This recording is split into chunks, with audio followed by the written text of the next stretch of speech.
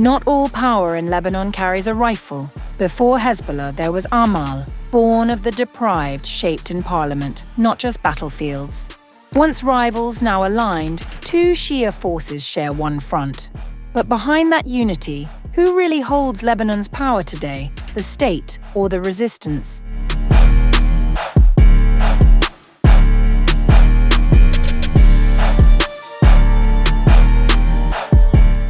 A recent political statement by the Amal movement, rejecting direct negotiations with Israel, has brought renewed attention to one of Lebanon's most influential, but often overshadowed, power centers. Aligned with Hezbollah, Amal's position underscores a recurring pattern. In times of conflict, Lebanon's two main Shia factions close ranks on core strategic issues. But Amal's origins and its role are distinct. The movement traces back to Musa al-Sadr, who in 1974 co-founded the movement of the deprived to address political and economic marginalisation of Lebanon's Shia community. Amal was born less as an ideological Islamist project than as a movement for representation, dignity, and state inclusion for a historically neglected constituency. Even when it took up arms during the Civil War, its centre of gravity remained Lebanese and communal, rather than explicitly revolutionary in the Iranian sense. Following al-Sadr's disappearance in 1978, leadership eventually passed to Nabih Berri, who has led the movement since 1980 and embedded it deeply within Lebanon's political system. This marks a key distinction from Hezbollah. While Amal operates within state institutions, Hezbollah emerged after Israel's 1982 invasion with a different vision, one shaped by Iran's revolution and centered on armed resistance. Hezbollah adopted the doctrine of wilayat al-faqih, aligning ideologically with Tehran, while Amal remained more Lebanese-focused and politically pragmatic. The relationship between the two groups has not always been cooperative. During the late 1980s, Amal and Hezbollah engaged in violent conflict over leadership of the Shia community, reflecting deeper disagreements over identity, ideology, and strategy. Over time, however, a division of roles emerged. Amal became a pillar of Lebanon's political establishment, while Hezbollah consolidated its position as the dominant armed resistance force. Today, the two operate as allied but distinct entities, sharing a support base and coordinating on national issues, particularly in opposition to Israeli actions. Amal's continued relevance lies in this dual identity, both a legacy movement of Shia political mobilization and a central actor within Lebanon's state structure. In a region defined by shifting alliances and layered conflicts, understanding Lebanon means understanding both Amal and Hezbollah, not as identical forces, but as parallel pillars shaped by shared history, rivalry, and strategic convergence.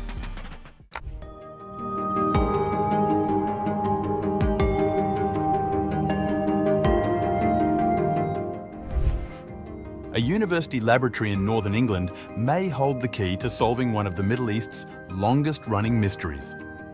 At Bradford University, Professor Hassan Ugail, a computer scientist, is attempting to unravel the mystery surrounding one of the Shiite world's most prominent figures. Ugail is studying an image of a corpse. The body in question could be that of Imam Musa al-Sadr, the Iranian-born Shiite cleric and political leader who vanished in Libya in 1978. His disappearance has haunted Lebanon and the wider region for nearly half a century, fueling conspiracy theories and shaping Shia politics to this day. The photo was taken in 2011 by journalist Qassem Hamadeh during Libya's uprising against Colonel Muammar Gaddafi. In a hidden mortuary in Tripoli, he was shown 17 bodies, allegedly dating back 3 decades. One in particular made him pause. The face, even in decay, was striking. It resembled Imam al-Sadr, and the attendant whispered, "This could be him." Hamadeh discreetly photographed the body and even plucked hair follicles for potential DNA testing. He noted the corpse appeared unusually tall. Al-Sadr was known to be 6 feet 5 inches and bore a visible wound above the left eye, suggesting execution by blunt force or gunshot. The samples, however, reportedly vanished after being handed to officials from Lebanon's Amal movement, the party al-Sadr himself had founded. Amal later claimed they were lost due to a technical error.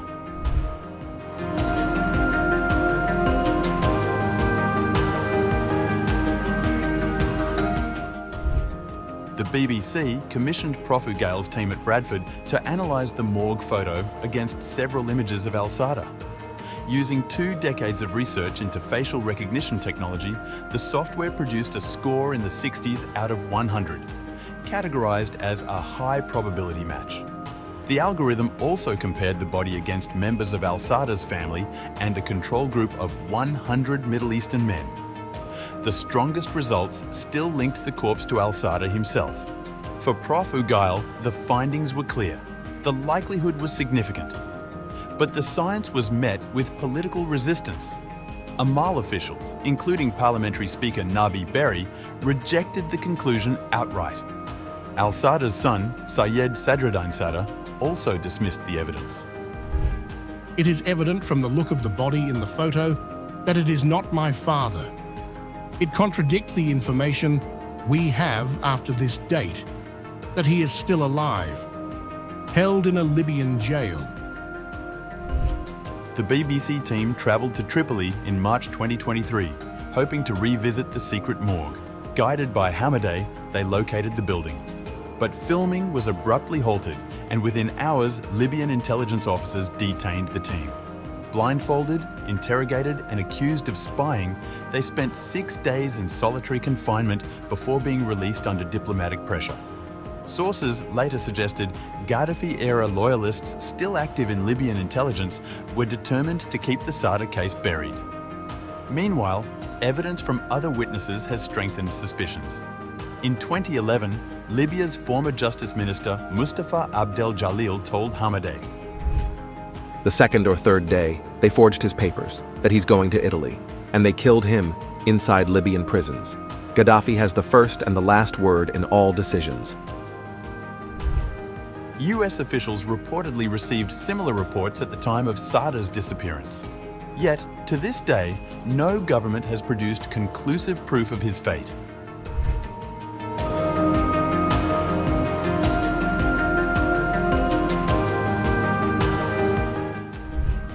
Born in Qom, Iran, in 1928 to a prominent clerical family of Lebanese origin, Musa al-Sadr grew into one of the most influential Shia leaders of the 20th century. Educated in Najaf and Tehran, he combined intellectual rigor with religious authority.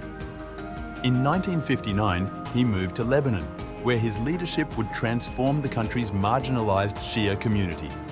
Settling in the southern city of Tyre, al-Sadr quickly earned the reputation of the Imam of the poor. His sermons and initiatives emphasized social justice, coexistence, and education, bridging divides in a deeply fractured society. In 1969, he created the Islamic Shia Supreme Council, securing long-denied political recognition for Lebanese Shia. 5 years later, he founded the Movement of the Deprived, later known as Amal, demanding proportional representation, economic reform, and dignity for a community long excluded from Lebanon's power structure. There is no inconsistency or difference between the Shia and the Sunni. They are both the followers of one united religion. Al-Sadr's charisma and moderate voice set him apart in a turbulent era. He promoted interfaith dialogue, met Christian and Sunni leaders, and opposed sectarianism at a time when Lebanon was sliding towards civil war. Analysts believe his influence could have altered the trajectory of the region. Some argue that, had he lived, Iran's 1979 revolution might have taken a more inclusive turn, limiting the rise of hardline forces.